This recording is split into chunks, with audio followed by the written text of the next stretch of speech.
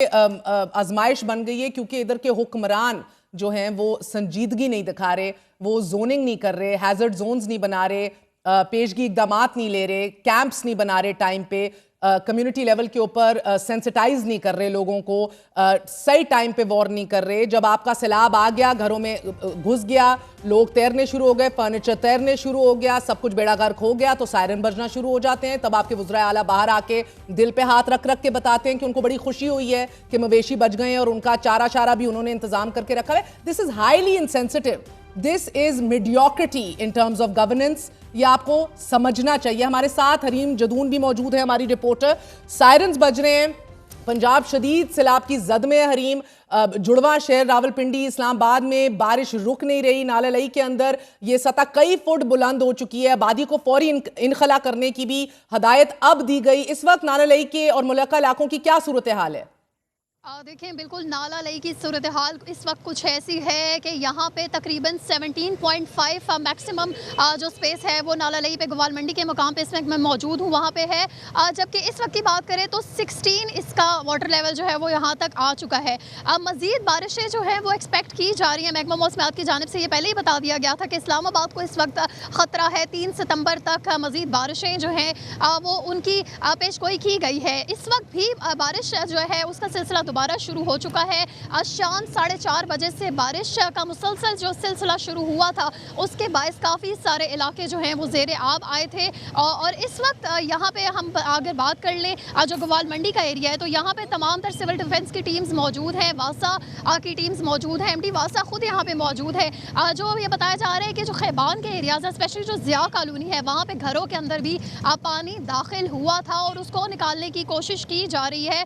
जो घरों के अंदर पानी दाखिल हुआ है तो इलाका मकीनों को यहाँ से शिफ्ट करने का कहा जा रहा है, चूँकि आगे 2 दिन मज़ीद बारिशें और बहुत ज़्यादा बारिशें मुतवक्के हैं।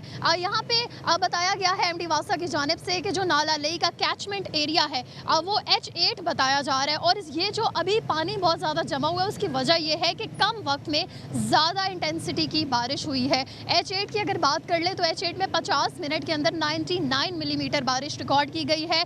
तो इस हवाले से ये ज़्यादा पानी इस वजह से यहाँ पे जमा हो चुका है। काफ़ी सारे जो एरियाज हैं उनको क्लियर किया जा चुका है। जैसे कि इस्लामाबाद की बात कर ले तो जो G8, G11, E11 के एरियाज थे उनको काफ़ी हद तक हरीम, मुझे बताइएगा, इंतजामिया ने अलर्ट जारी कर दिया, मुसलसल बारिश की वजह से पानी की सतह मजीद बुलंद होने का भी इम्कान है। अब इस्लामाबाद भी क्या नाले जो इधर हमारे यहाँ हैं उनके भिपरने का भी खतरा है? कोई जानी और माली नुकसान की इतला तो नहीं है? देखिए महर, इस वक्त किसी किस्म का कोई जानी नुकसान की इतला तो सामने नहीं आई है। और नाला लई के आसपास के जो इलाके हैं जैसे कि खैबान है, अब नाला लई पिंडी में बहुत से मुख्तलिफ मकामात पे मौजूद है, तो उसके आसपास जितनी रिहायशी आबादियाँ हैं उनको नुकसान पहुँचने का खदशा। और अगर इस्लामाबाद की बात करें तो जैसे बाराकऊ और इस तरह के जो एरियाज़ हैं जहाँ से नदी नालों का गुजर हो सकता है, तो वो एरिए सैलाब की जद में आने का खदशा जाहिर किया गया है। NDMA की जानिब से भी, महकमा मौसमियात की जानिब से भी ये बताया जा रहा है कि चूँकि आगे जो बारिश होनी है 3 सितंबर तक, वो इसी तरह से मूसलाधार बारिश होनी है। अभी भी कुछ देर पहले बारिश रुकी थी, लेकिन दोबारा से पिंडी में मूसलाधार बारिश जो है वो शुरू हो चुकी है। तो इस हवाले से जो वासा की टीम है उनका ये बताना है कि जो बारिश मुसलसल चल रही है इसके बायस जो है बहुत से एरियाज जो है वो ज़ेरे आब आ सकते हैं। यही वजह है कि यहाँ पे हमें सिविल डिफेंस के लोग भी मौजूद दिखाई दे रहे हैं और जो एरियाज हैं आसपास जो घर है उनसे लोगों को बाहर निकाला जा रहा है, वो घर खाली कराए जा रहे हैं ताकि उन्हें किसी महफूज मकाम पे मुंतकिल किया जा सके। क्योंकि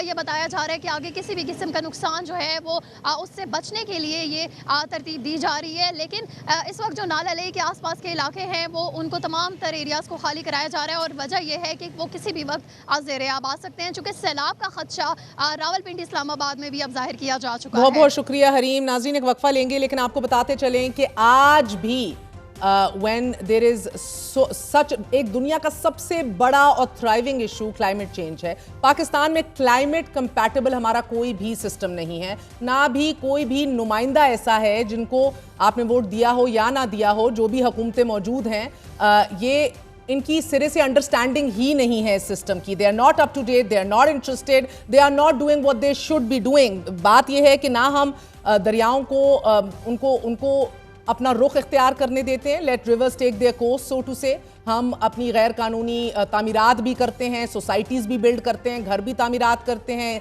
it's the easy buck, it's the businessman thriving, you scratch my back I scratch yours. यही बिजनेसमैन ऐवानों में भी मौजूद होते हैं, आज भी काबीना के अंदर मौजूद हैं। ये ऐसे बिजनेसमैन भी ऐसी सोसाइटीज के अंदर शेयर होल्डर्स हैं जो इकोनॉमिक एडवाइजरी बोर्ड में हैं आज। So the rich is favouring the rich in this country as always. मगर इधर सितम ज़रीफी ये है कि अगेन आपका पॉलिटिशियन, आपका सियासतदान जो आपको जवाबदेह है, वो आज भी फ्लड अडेप्टेबिलिटी के कॉन्सेप्ट और इस साइंस को समझता भी नहीं है, उसकी अलिफ बे पे भी नहीं समझता।